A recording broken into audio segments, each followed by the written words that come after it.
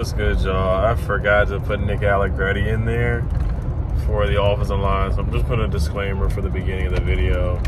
I'm just gonna swap Nick Allegretti for Chris Paul, and I put that in there on the in my notes, so you're gonna see that. So I'm just giving you guys the heads up for that. I was just rushing and forgot about Nick Allegretti, man. Nick Allegretti is a solid starter in the league and a solid backup, which is what he's going to be. He's going to be a backup to Cosme and a backup to Brandon Coleman most likely this year. So let's get into the video. Ooh, what's good, Commanders fans? It is a off day for the Commanders from training camp.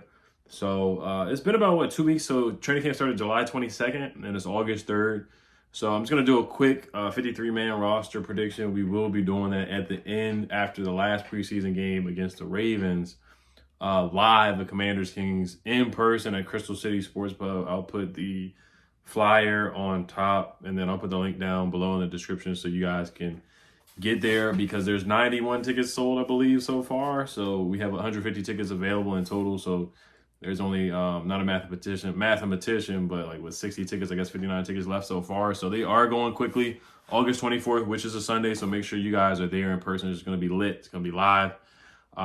Get to meet you guys. So that's going to be awesome. It's going to be awesome. It's a lot of fun for sure. So we'll do the 53-man roster prediction, the final one, and then a final schedule prediction as well. So, but all right, let's get into the 53-man roster here. So I'll do a rapid fire. I'm not going to take too much time on each position. This one will just be a quick one since it's only week 2. We haven't seen a preseason game yet. We haven't seen any real competition against another team yet. So that's why I'm not going to take too much time on this one. Like when we do it in person, that's when we'll dive in a little bit more and do a little bit more analysis. I'll do some analysis, of course, on this one too, though. All right, so I'm going to have I start out with 2 quarterbacks. I'm not going to keep 3. Jaden Daniels, Marcus Mariota as the backup. I don't really believe it's necessary to keep 3. I can't remember what the rule is now, because I know there was the rule where you could keep 3 and then like something they wouldn't count against the roster. I don't know if that's the same or not. You can comment down below because I always forget. But I would only keep 2. I've seen Sam Hartman in practice.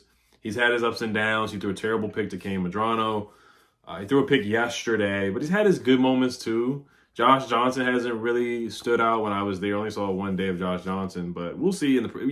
This is really predicated on the preseason whether we're going to keep a 3rd quarterback. But after Mariota's performance last year, and Jaden Daniels is a franchise guy, like when you have the reason why we kept 3 all the time, knock on wood, is because so many quarterbacks were getting hurt. Carson Wentz hurt. Taylor Heineke hurt. Garrett Gilbert had to come in and play. Kyle Allen got hurt. Like, we just had a bunch of injury-prone quarterbacks. Ryan Fitzpatrick hurt on the first game of the season. So it was like you had to keep 3 on the roster. You just had to. And I don't think that's going to be the case with this group and regime for the foreseeable future. So I think 2 is only necessary. I like Sam Hartman. I mean, if you want to keep him on the practice squad, that's fine. Josh Johnson, the journeyman. If you want to keep him on the practice squad, that's fine. If he's not poached by another team, then you can keep him on the roster. All right. Running backs. I have 3. So I was going to do 4, but I have 3. So I kept B-Rob, of course, Austin Eckler, and Bill. I was going to keep Jeremy McNichols. Chris Rodriguez, unfortunately, doesn't make the roster. But I was going to keep Chris Rodriguez. No, not Chris Rodriguez. I was going to keep McNichols, but it was tough, man. It was really between McNichols and Yankov, and they both play special teams. So McNichols is a kick returner for us, but he did fumble. And I don't think he was the primary kick returner the whole season. So now, like in practice, they had Debo and Austin Eckler returning kicks. And I know everybody's concerned. I'm not going to say scared, but concerned to have Eckler on kick returns. He was an all-pro last year, all-pro kick returner. And he missed, 3-4 games last year? He was an all-pro kick returner. And he missed the second half of the Bengals game. Now, remember, the Bengals game, he had a great return. And then the Giants game, the phantom call, that was awful. They called like a block in the back or holding on Nick Bellore, some ridiculousness. And he actually ran that for a touchdown. Like, imagine if they don't have that phantom call. That's a touchdown.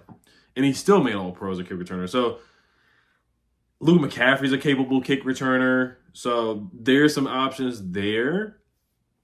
So if Bill is playing so well, then you should only keep 3 backs. I mean, I like McNichols too. Like, I like him, and I like Rodriguez a lot, man. I really wish there was a spot for him on the roster.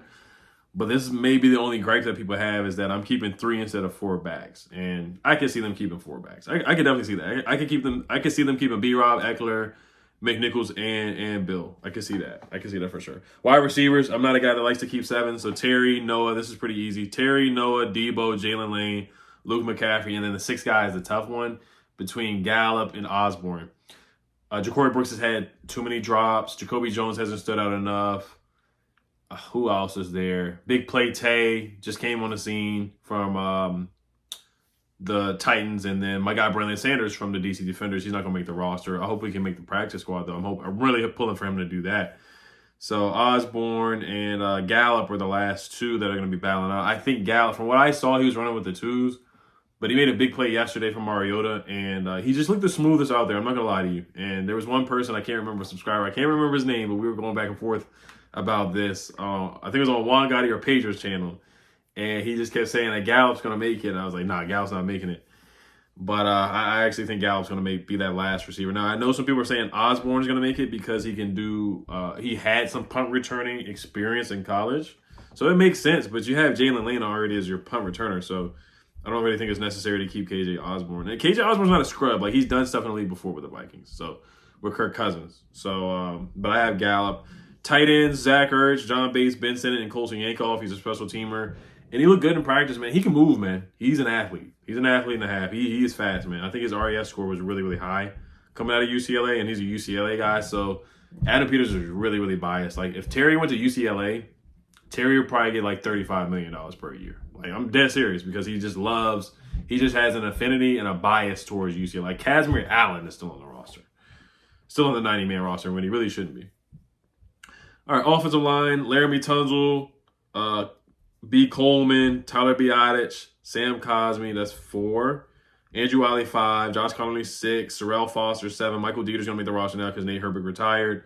So that's 8. Trent Scott, 9. Chris Paul, 10. So those are your 10 offensive linemen. Who doesn't make it? Bobby Hart doesn't make it. We just signed somebody. Lucas Niang doesn't make it.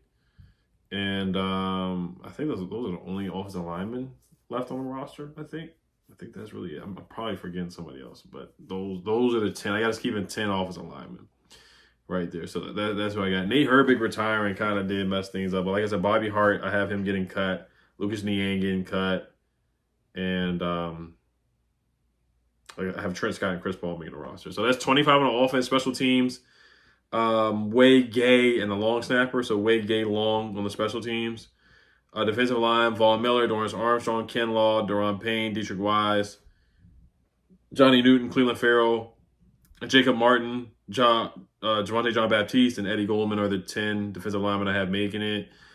Jalen Holmes, I don't have him on the roster. I have Jacob Martin making it. And then Sheldon Day, I don't have him making the roster. Some people have Sheldon Day on their 53-man, but I don't have Sheldon Day on there. Trying to think who else on the defensive line that we have. But those are the guys that I have on the defensive line.